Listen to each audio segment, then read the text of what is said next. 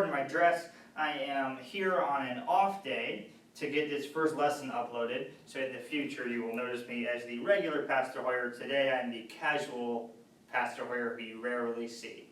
But today, we're going to be talking about linear functions. So first off, I want you to recall that a relation is an expression or some sort of relationship between two values.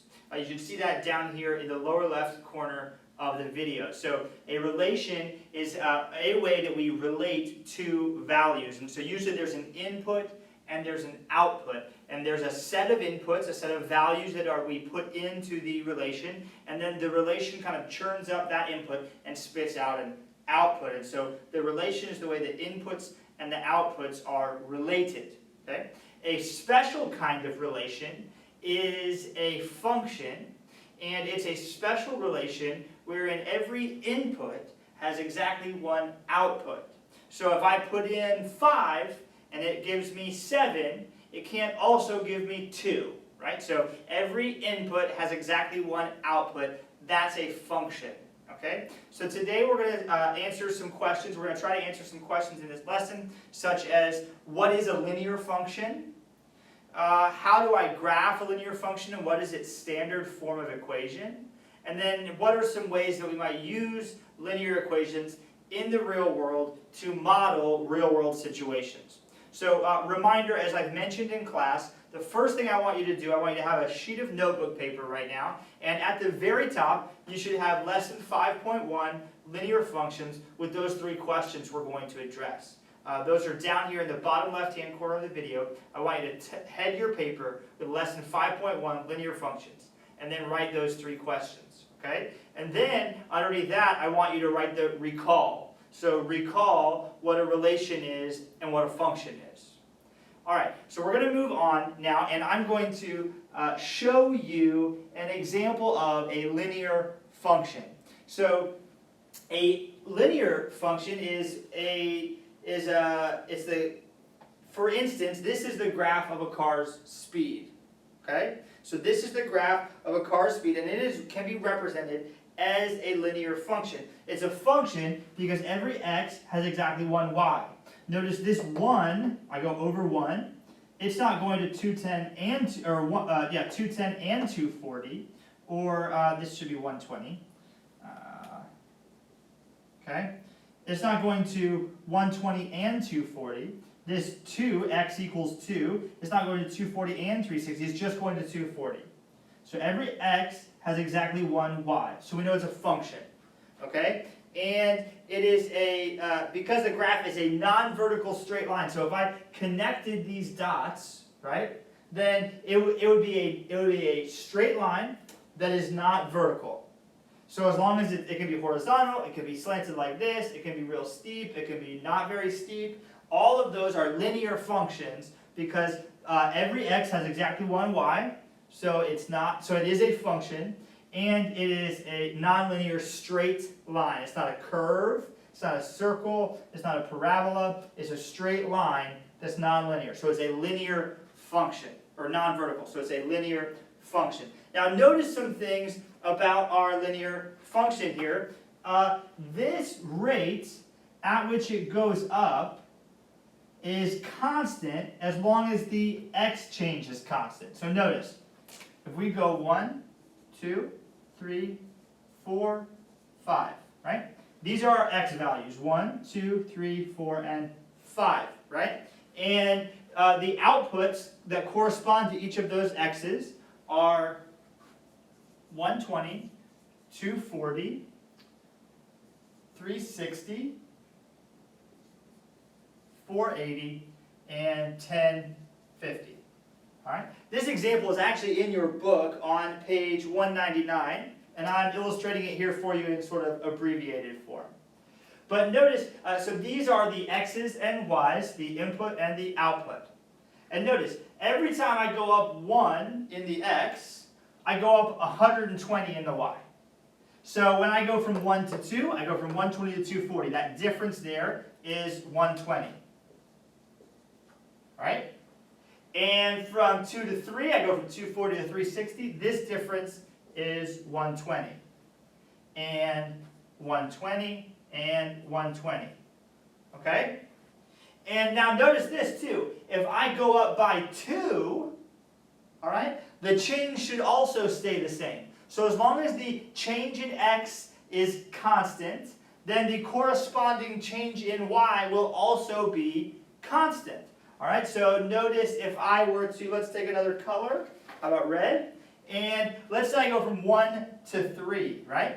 So this right here, from 120 to 360, a change of 2 in x yields a change of 240 in y. A change of 2 from 2 to 4 in x yields a change from 240 to 480 of 240 in y. A change from 3 to 5, a change of 2 in x, yields a change of 240, 1050, in y. This one is wrong. I copied some things wrong, so we're going to erase that last one.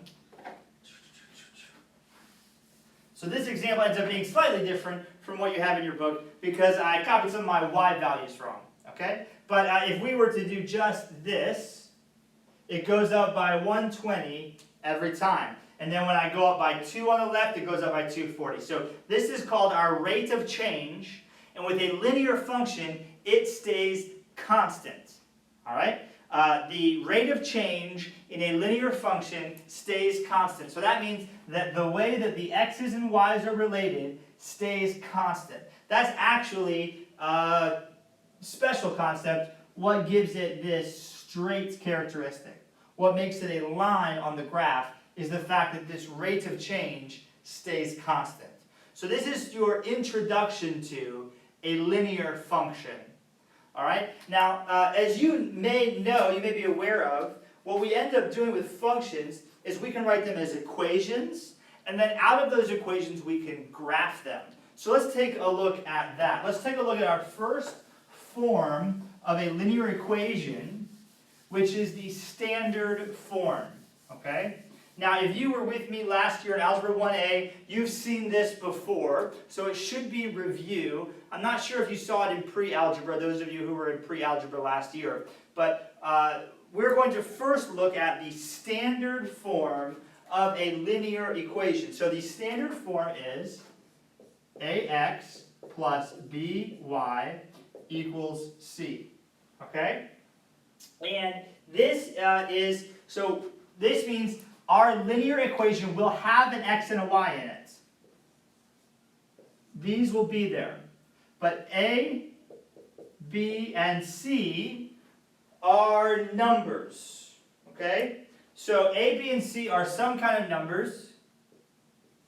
They can be positive, negative, integers, decimals, and specifically, a and b are not 0. So these have to be some positive or negative number. All right? So this is our standard form of a linear equation. And any linear equation can be written in this form. So you can move the pieces around to make it look like this. Basically, the characteristics are x appears in no more than, with no higher exponent than 1. And y appears with no higher exponent than 1. So there can be some coefficient on x, some coefficient on y, and when we add them together yields a value c. Okay, so that's our standard form of a linear equation. Now, we can use this form to make a graph. Okay, so let's look at an example. I'm on page 202 in your book. If you don't have your book, that's okay. But I want you on this sheet of notebook paper you've been using to have written this. And then you'll write what I'm about to do next and use a sheet of graph paper to draw the graph we're going to make. Okay? So we are going to work with the equation 5x plus y equals 10. 5x plus y equals 10. So notice that this is a linear equation because it's written in this standard form, where a equals 5, b equals 1, and c equals 10. You may be thrown off because you don't see a b out front of this y. But remember, when we don't see this coefficient right here, it's implied that it's a 1. Okay, so we have 5 x's plus 1 y equals 10. Now, for now, we're going to learn some new ways in the next couple of lessons to graph this. But for today, we're just going to make a chart of x's and y's to build ourselves a set of ordered pairs. Because recall, a solution to this equation is it's a set of ordered pairs, x and y, that make the statement true. So if we have a value of x and a value of y that goes with it, we can plug those into this equation and it will make it true. So we'll take our x, we'll multiply it by 5. We'll add one of our y's and we'll get a 10 out. That as long as it makes this equation true, then those corresponding values of x and y are a solution to the equation. That's a vocabulary word for you. A solution to the equation is an ordered pair of x and y that make the equation true. All right, so we're going to make a chart that shows all of those ordered pairs. Those are the points that we put on the graph. All right? So for instance, I'm going to make my chart horizontally, okay? So x and y. So for instance, if x were -1, that'd be 5 times -1 is -5. So I'd have to add 15 to it to get to 10. So I'm going to put a 15 here. When x is -1 and y is 15, this equation is true. Or let's say x were 0 or 1 or 2 or 3. 0, 1, 2, 3. When x is 0, 5 times 0 is 0. So y would have to be 10 to make the equation true. So 0, 10 is another ordered pair. It's another ordered pair that makes the equation true. When x is 1, I plug in 1 here. 5 times 1 is 5. X is 5 to get to 10. When x is 1, y is 5. When x is 2, so 5 times 2 is 10. I don't need to add anything. So when I have 5 times 2 is 10, plus 0 equals 10. So when x is 2, y is 0. Finally, if x is 3, 5 times 3 is 15, I would actually need to subtract 5 to get to 10. So my y is -5. Okay? So these are my ordered pairs. I'm going to write them in a form that you may be more familiar with for ordered pairs. This one is going to be -1, 15, 0, 10, 1, 5, 2, 0, 3, -5. All right? So those are my ordered pairs. Now my graph over here only goes up and down to 10, so I'm going to omit this point. But I'm going to graph these 4, and that will allow us to graph a line that is the graphical representation of this equation. So I'm going to go to 0, 10. So left to right 0, up 1, 2, 3, 4, 5, 6, 7, 8, 9, 10. So I'm going to put a point here. Then I'm going to go to 1, 5. So right 1, up 1, 2, 3, 4, 5. Then I'm going to go to 2, 0. So right 1, 2, up or down 0. So right here. And then 3, -5. So right 1, 2, 3, down 1, 2, 3, 4, 5. Okay? Then once I have those points, I use a straight edge, and I can connect them.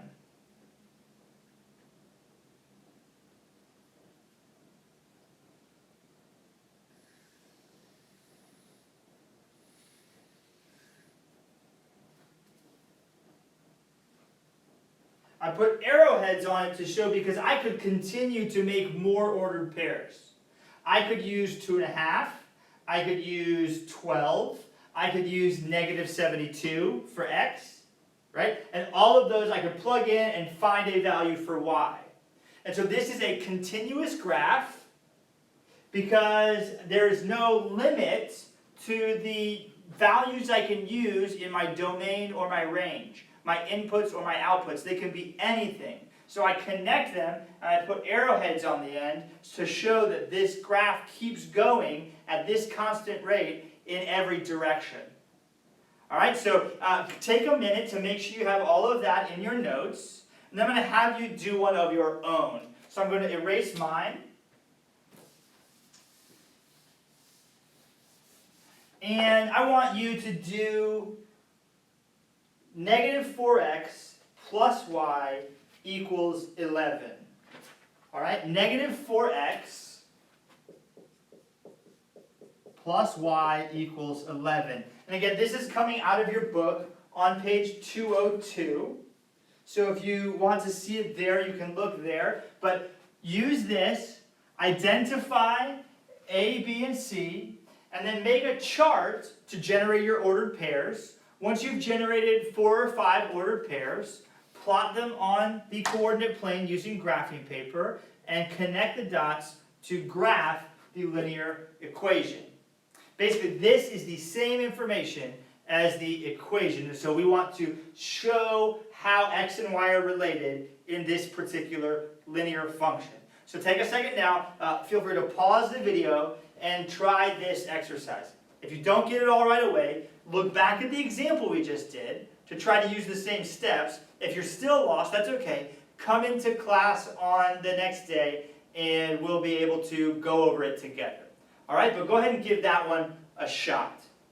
All right, now finally, we are going to look at how we might use this in the real world. Right, so let me erase these things.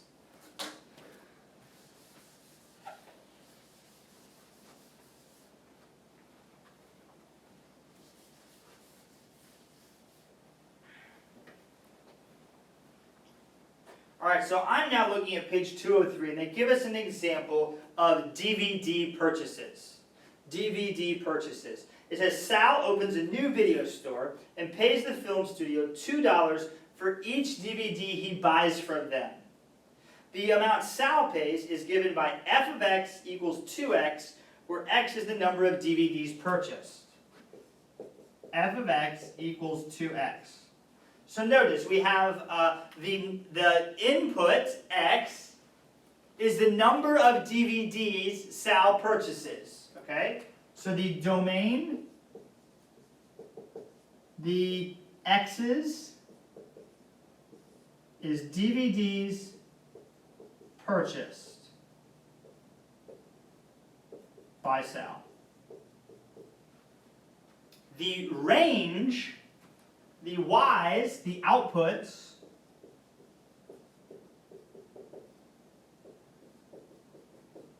is what he pays for that corresponding number of DVDs.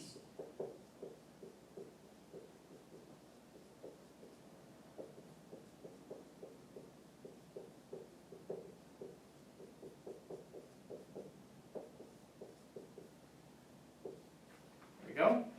So, for instance, using this function, we can say x and y.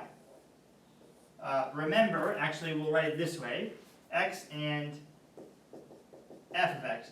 F of x and y are interchangeable. You don't have to write that, that's just a reminder. Okay, so that doesn't have to be in your notes, but that's just a reminder that f of x is the same as y. But we show it as f of x to say it's a function of x. X is the number of DVDs purchased. There is a function of x that tells us how much Sal pays. Okay, so let's say that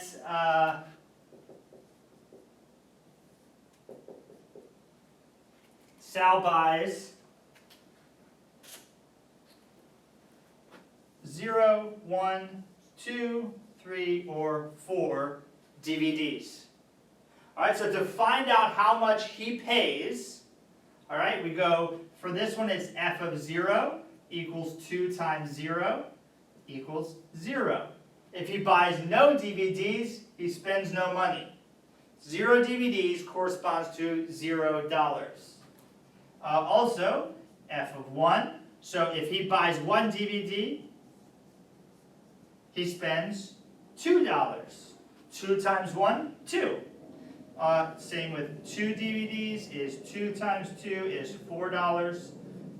3 DVDs is 2 times 3 is $6. And 4 DVDs is 2 times 4 is $8.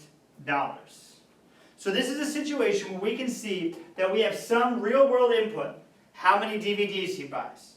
And using the way that the number of DVDs is related to the price, we get a set of outputs, which is what he's going to spend. Now notice, this particular situation is a discrete function, because Sal can't buy 1.5 DVDs. He can't buy 3.789 DVDs, right? And in fact, he can't buy negative DVDs. So our inputs are only specific positive or non-negative integers, because we're including 0. So we're only dealing with non-negative integers as our domain. So we're only going to get points, we're not going to get a line. Okay, but our ordered pairs would be things such as 0, 1, 1, 2, 2, 4, 3, 6, and 4, 8. And notice we're maintaining that constant rate of change. So when x goes up by 1, y goes up by 2. Whoops, this should be 0. So when x goes up by 1, y goes up by 2. So up 1 here, up 2. Up 1, up 2. Up 1, up 2. And now notice if I go from 0 to 2, this is going to go up by 4. And from 2 to 4, this is going to go up by 4. Okay? So we're dealing, again, with a linear function. And these are our ordered pairs. In this case, though, to graph the information is going to be discrete. Okay? So our points would be those such as 0, 0, 0, 1, 2, 2, 4, 3, 6, and 4, 8. And we could continue up at that same rate of change. We could say 5, 10, 6, 12, 7, 14, and we'll know it's going to continue, but we won't connect the line, again, because our x values have to be non-negative integers. Our inputs have to be non-negative integers because they represent DVDs. Okay? So make sure you have this example in your notes. And then I want you to take a look at the situation on page 204 of your book, if you have that. It says, Christoph rents a kiosk in the mall to open an umbrella stand.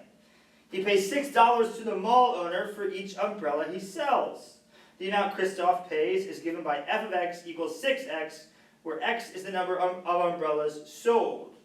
Graph the function and give its domain and range. Okay, so do the same thing with that situation. Again, it's a similar situation. He's selling umbrellas in the mall, so we've got something being sold at the price of it, and it will tell us we'll be able to show that function, how those two things relate.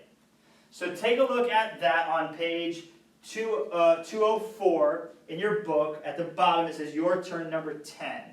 And do that example in your notes. All right, do that example in your notes. You can just write page 204 number 10, and then do the example just like we did these. Again, if you get stuck, look at what we did here and try to see if you can do the same thing with the different numbers in that exercise. If you still get stuck, go ahead and bring it in, and we'll be able to go over it in class. All right, other than that, I look forward to seeing you and doing some exercises together around the topics of linear functions. All right, enjoy.